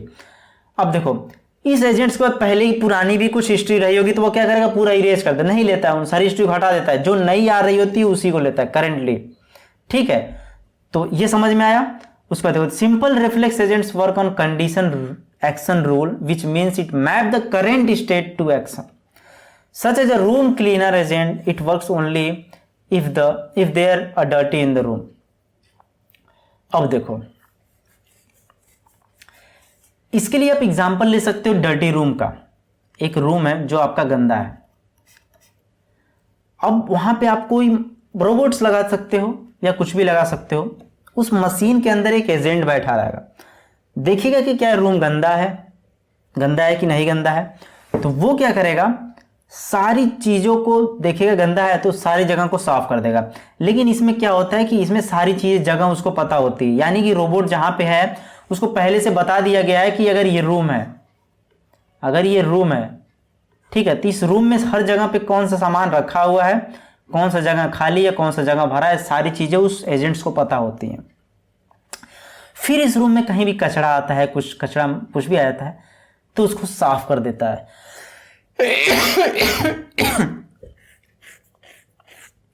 उसको डजंट मैटर कि ये रूम 2 घंटे पहले कचरा था कि नहीं था, उसको डजंट मैटर कि पीछे साफ किया था कि नहीं साफ किया था, कोई मतलब नहीं। उसको बस इतना करना, जब रूम गंदा हो तब साफ कर दो, बस। समझ रहे हो ना आप, यही इतना मतलब है। बाकी थ्योरी दी हुई है, पढ़ लेना। Problem for the simple reflex agents design approach. Problems क्या है, they have very limited intelligence. इसके पास देखो इंटेलिजेंस बहुत कम होती है। क्यों कम होती है, क्योंकि यार बस जो काम है भाई करना है बस, और क्या। They do not have knowledge of non perceptual parts of the current state, यानी जो चीज़ों को परसेप्ट नहीं कर रहा है उसके पास वो नॉलेज नहीं होता है करेंट स्टेट का, ठीक है। मे भी ये देख लो कि अगर उसको किया गया है कि करंट स्टेट वो कर रहा है, रूम गंदा है, बाकी रूम में कुछ और भी चीज़ें प्रॉब्लम है, तो उन चीज़ों को नहीं देखेगा वो। Mostly too big to generate and to store, okay. Not adaptive to change in the environment, okay. तो ये होता है कुछ प्रॉब्लम्स इसके। चलो ये मैंने बता ही दिया ना आपको, एक बार बता देता हूँ। तो यहाँ पे एजेंट्स हैं, यहाँ पे इन्वायरमेंट से क्या कर रहा है, परसेप्ट कर रहा है। और ये सेंसर्स हैं, जो भी सेंसर्स लगे हुए हैं, तो सेंसर्स लेता है what the world is like now, ठीक है। तो जो भी वर्ड्स को लेता है वो इन्वायरमेंट को एब्जॉर्ब करता है। फिर उसके बाद कंडीशन एक्शन रूल्स यहाँ पे लगती है, जो कि एजेंट्स के अंदर रूल्स वगैरह होती है ना, एल्गोरिथम्स वगैरह, तो वो लगती है what action I should do now. तो इन्वायरमेंट से इसने जो भी चीजें लिया है, फिर उसके अकॉर्डिंग कंडीशन रूल्स लगने के बाद कौन से एक्शंस लेने हैं वो जाती है कंडीशन एक्चुएटर के पास। एक्चुएटर मैंने बताया था ना, कंट्रोल सिग्नल्स को मैकेनिकल मोशन में कन्वर्ट करता है, तो यानी कि फिर एक्चुएटर के पास जाएगी, फिर वो एक्चुएटर एक्शन करेगा इन्वायरमेंट में। यानी कि इन्वायरमेंट में वही ट्रैफिक लाइट का ले लो, ट्रैफिक लाइट जली, इसके पास गया, अब ये बोला क्या करना है। रूम का मैं लेता हूँ, रूम गंदा है, रूम देखा गंदा है, फिर इसके पास गया, फिर कंडीशन रूल लगा, रूम साफ करना है, फिर एक्चुएटर के पास गया, फिर एक्शन ले लेगा कि मशीन एक्टिवेट हो जाएगी, रूम साफ करने लगेगी। समझ में आया, यही होता है। चलो, model based reflex index. The model based agent can work in partially observable environment. अब देखो, ये पार्शियली ऑब्जर्वेबल इन्वायरमेंट और वो फुल्ली ऑब्जर्वेबल होता है। जो भी पीछे था ना, ये सिंपल रिफ्लेक्स एजेंट जो होता है, ये जो होता है ना, कहाँ गया, ये जो होता है ना, ये आपका होता है फुल्ली ऑब्जर्वेबल होता है इन्वायरमेंट, ये पूरे इन्वायरमेंट को ऑब्जर्व करता है। और ये जो होता है आपका पार्शियली ऑब्जर्वेबल इन्वायरमेंट होता है, पूरे को ऑब्जर्व नहीं करता है। And track the situation, and situation को भी ट्रैक करता है। अब जैसे कि ये मॉडल बेस्ड एजेंट्स है, दो इंपॉर्टेंट फैक्टर्स होते हैं। जैसे पहला मॉडल होता है, it is knowledge about how things happen in the world, कि वर्ल्ड में चीजें कैसे हो रही हैं, कैसे होती हैं। So it is called model based agent. Internal state it is a representation of current state based on percept history. अब देखो, ये करेंट स्टेट की रिप्रेजेंटेशन होती है based upon the percept history. जो भी परसेप्ट, मतलब यार परसेप्ट, अब देखो ये परसेप्ट किया ना, यहाँ पे यार लगा लो, ये परसेप्ट किया ना, उस हिस्ट्री को ही बोल रहे हैं, ठीक है। These agents have the model which is knowledge of the world and based on the model they perform action. अभी समझ में आएगा आपको। यहाँ से इसमें क्या हुआ है, इसने सेंसर से सारी इंफॉर्मेशन ली। अब इसके बाद ये दो ऑप्शन परफॉर्म नहीं करेगा कंडीशन लगा के, इसके बाद यहाँ पे भी जाएगा, स्टेट देखेगा कौन सी स्टेट पे है। हाउ द वर्ल्ड इवॉल्व और व्हाट माई एक्शन डू। इसके पास पहले से डेटा भी होता है, ध्यान देना, इसके पास हिस्ट्री होती है। कहाँ गई, कहाँ गया, इधर ही था ना, कहाँ गया, state based on percept history. ये देखो, इसके पास हिस्ट्री भी होती है पहले से, तो हिस्ट्री पे भी करता है। कहाँ से हिस्ट्री वगैरह लेता है, वहां से भी चीज सीखता है और कहता है कि इसके अकॉर्डिंग हाँ ये चीजें आ रही हैं तो ये काम करना चाहिए। फिर इसके बाद यहाँ से चीजें यहाँ पे जाएंगी, फिर यहाँ पे आएंगी जो काम करना, फिर कंडीशन रूल लगेगा, फिर एक्चुएटर के पास जाएगा और फिर वो एक्शन में चला जाएगा। आपकी समझ में आ गया होगा। गोल बेस में क्या होता है, the knowledge of the current state environment is not always sufficient to decide for an agent to what to do. अब देखो, हमेशा करेंट स्टेट इन्वायरमेंट नहीं डिसाइड कर सकता है कि एजेंट्स को कि क्या उसे डिसीजन लेना है। तो agent need to know the goal which describe desirable situations. Okay, goal based agents expand the capability of model based agent by having the goal information. Goal की इन्फॉर्मेशन होनी चाहिए। अब जैसे कि आपको यहाँ से मान लो दिल्ली से कानपुर जाना है, तो कैसे जाओगे, पहले गोल सेट करोगे, ऐसे ट्रेन टिकट बुक करूँगा, फिर वहाँ उतरूँगा, ऐसे जाऊँगा, तो गोल सेट होना चाहिए, ठीक है। अभी मैं बताऊँगा ना, डायग्राम समझ में आ जाएगा आपको। They choose an action so that they can achieve the गोल। तो सबसे पहले वो एक्शन को चूज करते हैं जिसकी मदद से वो गोल को अचीव कर पाए। These agents may have considered a long sequence of possible actions before deciding whether the goal is achieved or not. Such consideration of different scenarios are called searching and planning, which makes an agent proactive. तो proactive का मतलब क्या होता है, सक्रिय, ठीक है, proactive. चलो अब देखो यहाँ पे क्या है, गोल बेस में क्या होता है, यहाँ पे गोल लेकर आ जाता है, वहाँ पे देखो पीछे वाले में बता रहा हूँ, थोड़ा डिफरेंस है समझो। कंडीशन एक्शन रूल था ना, तो यहाँ पे देखो गोल्स आ गया, यानी गोल्स पहले से यहाँ पे रहती है, एजेंट्स के पास पहले से गोल रहती है। तो सेम ये चीज़ पीछे वाली चीज़ें होंगी, जैसे डेटा यहाँ से आया ऐसी चीज़ें हुई, फिर यहाँ गई, फिर इसके बाद गोल्स। अब देखो जैसे कि इन्वायरमेंट में एब्जॉर्व किया गया कि इसको यहाँ से दिल्ली से लखनऊ जाना है, ठीक है, तो परसेप्ट तो कर लिया।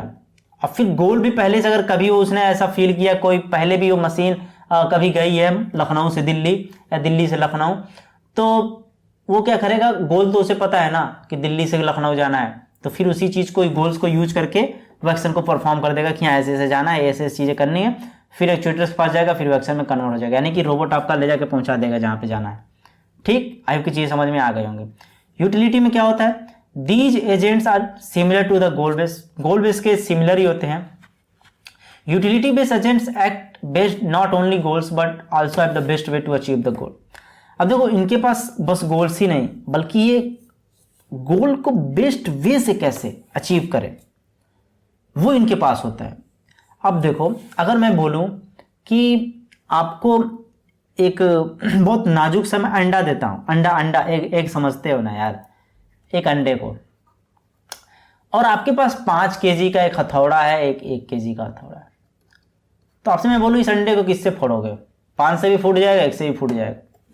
तो अगर आप 5 से फोड़ते हो ठीक है भाई, 1 से फोड़ते हो ठीक है, लेकिन इफिशियंट किसका माना जाएगा? 1 को उठा के मानोगे तो, क्योंकि आपकी एनर्जी कम लगेगी, फूट जाए ना, फूटना ही मेन गोल है ना हमारा। तो आप समझ रहे होगे। चलो, the utility based agent is useful when there are multiple possible alternative and an agent has to choose in order to perform best action. Utility based action वहीं पे हम परफॉर्म करते हैं जब पॉसिबल अल्टरनेटिव होती है हमारे पास और उनमें सबसे बेस्ट चूज करना होता है एक्शन, तो वहाँ पे यूटिलिटी बेस्ड एजेंट का यूज करते हैं। The utility function map each state in number to check the how efficiently an action achieve the goal. देखो यूटिलिटी एक्शन फंक्शन जो होता है ये हर स्टेट को एक नंबर देता है, रियल नंबर देता है, जिससे हम चेक्स लगा सकते हैं कि ये कितना एफिशिएंट एक्शन था। राइट, चलो ये होगा इसका डायग्राम। तो यहाँ पे यूटिलिटी आ जाता है, गोल की जगह यूटिलिटी आ जाए तो आप यहाँ से लगा सकते हैं। ये हैप्पी एंड अनहैप्पी के कॉन्सेप्ट पे काम करता है। हैप्पी अनहैप्पी क्या है कि जैसे कि वो अंडे वाला एग्जांपल ले सकते हो कि अगर आप अंडे को फोड़ते हो 5 किलो से, तो 5 किलो से उठा के तो आपको अनहैप्पी फील होगा यार कि यार आपने 5 किलो का उठाया और फिर फोड़ा, जो कि 1 किलो से फूट जाता, तो वो था। ठीक है, तो ऐसे रोबोट्स को भी वहां लगा सकते हो ना। रोबोट्स को बोलोगे भाई तुम्हें अंडा फोड़ना, कैसे फोड़ोगे? तो बोलेगा ऐसे ऐसे। चलो मैं तुमको अच्छा एग्जांपल बताता हूँ, गूगल मैप का एग्जांपल ले लो। गूगल मैप आपको 3 रास्ते सजेस्ट करता है, जो कि सबसे बेस्ट उसमें जो रास्ता हो उस रास्ते पर आप जाते हो, रास्ते में कहीं अटक जाते हो किसी भी प्रॉब्लम्स की वजह से, तो आप वहाँ पे अनहैप्पी फील करने लगोगे बीच में ही। यानी जब अनहैप्पी आप फील कर रहे हो तो वहाँ पे मतलब एआई को, गूगल मैप्स को नहीं पता है कि आप वहाँ पे जाके अटक सकते हो इन फ्यूचर, यानी अनहैप्पी हो जाओगे वहाँ पे। यानी कि यार वो हमेशा ऐसे ही रास्ते आपको दिखाना चाहेगा जिसपे आप चलो कि आप हैप्पी फील करो। तो यहाँ पे यूटिलिटी का वहाँ पे यूज किया जाता है ताकि आपको एक एक्यूरेट एक्शन दिया जाए, यानी रास्ता बताया जाए जिससे आप चले और आसानी से पहुँच जाए। चलो, learning agents in AI is type of agents which can learn from its past experiences. ये पास्ट एक्सपीरियंसेस से लर्न करता है। बेसिकली लर्निंग नाम है तो सीखना ही इसका काम है। It start to act with basic knowledge and then able to act and adopt automatically through learning. सबसे पहले एक बेसिक नॉलेज से स्टार्ट करता है, जैसे कि हम लोग पहले एज ए फ्रेशर कहीं जाते हैं, कोई भी हो एज ए फ्रेशर कहीं काम करता है, धीरे धीरे उसे एक्सपीरियंस मिलता रहता है, वो काम करता रहता है और एक दिन एक्सपर्ट हो जाता है। तो ऐसे लर्निंग एजेंट्स में क्या होता है, इस एजेंट्स के पास कुछ इन्फॉर्मेशन पहले से होती है, एज ए फ्रेशर होता है, काम करते जाता है, फिर धीरे धीरे से एक्सपीरियंसेस होती जाती है, वहाँ से सीखता जाता है। A learning agents has mainly 4 conceptual components which are learning element, critic and performance element and problem generator. इसे आप पढ़ना समझ में आ जाएगा और ये डायग्राम है, डायग्राम को भी समझ लेना, समझ में आ जाएगा। ठीक है, चलो एजेंट इन्वायरमेंट इन एआई। तो एनवायरमेंट को चलो समझते हैं। तो बेसिकली यहाँ पे an environment is everything in the world which surround the agent but is not a part of an agent itself। An environment can be describe as situation in which an agent is present. Basically इन environment में environment ही सारी चीज़ें हैं। अगर environment नहीं रहेगा तो मशीन काम कहाँ करेगी, किस चीज़ को एब्जॉर्व करेगी? तो एजेंट जो होता है ना, बेसिकली कह सकते हैं कि इन्वायरमेंट के सराउंडिंग होता है, चारों तरफ होता है, घूमता फिरता रहता है, इन्वायरमेंट में ही रहता है, चीज़ों को एब्जॉर्व करता है। Right, the environment is where agent lives, operate and provide the agent with some things and sense and act upon it. And environment is mostly said to be non feminist. Basically देखो agents क्या करता है, environment में रहता है, चीज़ों को absorb करता है, चीज़ों को देखता है, फिर जो भी प्रॉब्लम्स वगैरह वहाँ पे इन्वायरमेंट चल रही होती है, जो भी चीज़ करना होता है उसके अकॉर्डिंग वो एक्शंस को लेता है। चलो फीचर्स ऑफ इन्वायरमेंट देखते हैं। तो है fully observable, partially observable, static and dynamic, discrete and continuous, deterministic and stochastics, single agents versus multi agents, episodic और सीक्वेंशियल, नोन है और से अननोन, एक्सेसिबल वर्सेस इनएक्सेसिबल। अब मैं सारी चीज़ों को नहीं बताऊंगा, इसमें जो बहुत बहुत इंपॉर्टेंट है और एग्जाम में आएगा तो इसका नाम लिख दीजिएगा, 5 को डिस्क्राइब कर दीजिएगा जो मैं यहाँ पे बताने जा रहा हूँ। ये आएगा एग्जाम में, इंपॉर्टेंट है, ध्यान देना भाई, ये इंपॉर्टेंट है, ध्यान देना। चलो फुल्ली ऑब्जर्वेबल वैसे पार्शियली ऑब्जर्वेबल बहुत छोटा छोटा है, मतलब बहुत जल्दी सीखोगे अभी। देखो if an agent sensor can sense और एक्सेस कंप्लीट स्टेट और इन्वायरमेंट, अगर कोई इन्वायरमेंट है यानी कि एक रूम है जहां पे क्लीन करना है, अगर वो पूरे रूम को सेंस करता है तो वहां पे हो गया फुल्ली ऑब्जर्वेबल। पार्शियली ऑब्जर्वेबल यानी कि वो पूरे को ऑब्जर्व नहीं करता है तो हो गया partially observable, that's it. A agent with no sensors in all environment then such environment is called an unobservable. Unobservable मतलब क्या होता है कि वो चीजों को ऑब्जर्व ही ना करे, यानी वहां सेंसर है ना हो, बस खत्म। डिटरमिनिस्टिक में क्या होता है, if an agent current state selected action can completely determine the next state. आप लोग टीएफएल थ्योरी ऑफ ऑटोमेटा पढ़े होंगे, डिटरमिनिस्टिक नॉन डिटरमिनिस्टिक, तो पता होगा आपको। एक स्टेट के बाद दूसरे स्टेट पे जाते हैं तो सेम डिटरमिनिस्टिक ये होता है कि एक स्टेट के बाद जब अनदर स्टेट, करंट स्टेट के बाद अगर नेक्स्ट स्टेट पे जाते हैं तो वहाँ पे वो एक तरह का डिटरमिनिस्टिक होता है, ठीक है। तो इस तरह के इन्वायरमेंट को हम डिटरमिनिस्टिक इन्वायरमेंट कहते हैं।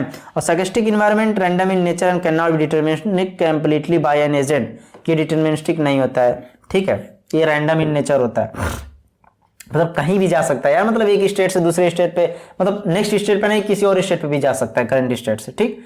चलो single agent and multi agent में क्या होता है, if one agent is involve in environment, अगर एक एजेंट इन्वायरमेंट में इन्वॉल्व है तो सिंगल हो जाता है। अगर किसी इन्वायरमेंट में मल्टीपल एजेंट्स लगे हुए हैं परसेप्ट करने के लिए, तो वहां परसीव करने के लिए, तो वहां मल्टी एजेंट हो जाता है। उसको देखो if multiple agents are operating in environment then such environment is called multi agent environment, ठीक है। स्टैटिक एंड डायनेमिक देख लो, if the environment can change itself while an agent is deliberating then such environment is called dynamic environment, else is called static environment, that's it. और static environment are easy to deal because agent does not need to continue looking at the world while deciding for an action। तो यहाँ पे example के लिए taxi driving ले सकते हो, crossword puzzles को ले सकते हो। चलो एक्सेसिबल वर्सेस इनएक्सेसिबल को अगर देखें तो if an agent can obtain complete and accurate information about the state environment then such an environment is called accessible. An empty room whose state can be defined by temperature is an example of accessible environment, right? Information about an event on earth is an example of inaccessible environment. तो ये सारी चीजें आपकी समझ में आ गई। Theory है यार, समझ सकते हो यार, क्या मैं फिर बताऊं इसको, इसलिए मैंने एक बार पढ़ के बता दिया। चलो characteristics and application of learning agents को देख लेते हैं। तो यहाँ पे देखो situatedness, autonomy, adaptivity and sociability. Situatedness में क्या है, when an agent receive some form of sensory input from its environment, जब कोई एजेंट्स इन्वायरमेंट से कोई भी चीज़ सेंसर्स की मदद से सेंस करता है तो उसे सिचुएटेडनेस करते हैं। It then perform some action then change its environment in some way, then environment में कुछ ऑपरेशन परफॉर्म करता है, इससे चेंज होता है। तो ऐसे ही एटोनॉमी है, एडेप्टिविटी है और सोशियबिलिटी और पढ़ लेना, स्क्रीनशॉट ले लो, समझ में आ जाएगा, ठीक है। चलो एप्लीकेशंस कुछ देख लेते हैं। क्लासिफिकेशन होता है, प्रेडिक्शन में कर सकते हैं, सर्च इंजन्स में कर सकते हैं, कंप्यूटर विजन में कर सकते हैं, सेल्फ ड्राइविंग कार में, रिकॉग्निशन एंड गेस्चर्स में कर सकते हैं। आई होप ये चीज समझ में आ गई होंगी। चलो problem solving approach to typical AI problems की बात कर लेते हैं। तो यहाँ पे देखो according to computer science problem is a part of artificial intelligence which encompasses a number of techniques such as algorithm, heuristic to solve a problem. Basically computer science के अकॉर्डिंग, ठीक है, artificial intelligence a problem solving part, a problem solving is a part of artificial, एक जो problem solving होती है वो artificial intelligence का एक पार्ट होती है और जिसमें नंबर ऑफ टेक्निक्स को यूज करके इसी प्रॉब्लम को हम लोग सॉल्व करते हैं, एल्गोरिथम, ह्यूरिस्टिक वगैरह को यूज करके करते हैं। वहां पे देखो गोल फॉर्मेशन आता है, it is the first and simplest step in problem solving, सबसे पहला स्टेप होता है किसी प्रॉब्लम को सॉल्व करने के लिए। इन प्रॉब्लम सॉल्विंग में it organize the step sequence required to formulate one goal out of multiple goals as well as action in achieve the goals. अब देखो ये फॉर्मुलेट करता है one goal out of multiple goals से, ठीक, और फिर जो भी एक्शंस वगैरह होते हैं उसे परफॉर्म करता है। प्रॉब्लम फॉर्मुलेशन में क्या होता है, फॉर्मुलेशन फॉर्म कुछ स्टेप्स होते हैं जो करने होते हैं, जैसे कि initial state, action, transition, goal test, path test. Initial state में क्या होता है, it is the starting state और initial step agent towards goal. सबसे पहला स्टेट एजेंट्स का होता है स्टार्ट करना, ठीक है, स्टार्टिंग स्टेट होता है। एक्शन में क्या होता है, it is the description of the possible actions available in the agent. Agents के अंदर जो भी पॉसिबल एक्शंस होते हैं, मान लो डेटा को एब्जॉर्ब किया एनवायरनमेंट से, फिर उसके बाद जो भी एक्शंस वगैरह पॉसिबल उसके अंदर पहले से हैं जो ले सकता है, तो वो सारी चीजें वो यहाँ पे करता है। ट्रांजिशन में क्या होता है, describe what each action does, यानी कि जो एक्शन वो लेने जा रहे हैं वो क्या करेगा, ठीक है। Goal test, it determine if then actually goal state, यानी गोल टेस्ट ये डिसाइड करता है कि बंदे जो ये जो निर्धारित करता है कि जो स्टेट है, गिवन स्टेट जो है ये कि गोल स्टेट से मैच कर रहा है कि नहीं कर रहा है भाई, तभी तो लेगा ना वो डिसीजन। चलो पाथ कॉस्ट का क्या होता है, it assign numeric cost to each path and follow the goal the problem the cost the function. देखो बेसिकली पाथ कॉस्ट क्या होता है, न्यूमेरिक कॉस्ट वगैरह फाइंड आउट करना होता है, तो एक वैल्यू असाइन कर दिया जाता है जिसकी मदद से हम फाइंड आउट कर सकते हैं कि न्यूमेरिक कॉस्ट वगैरह कितनी इसकी आ रही है।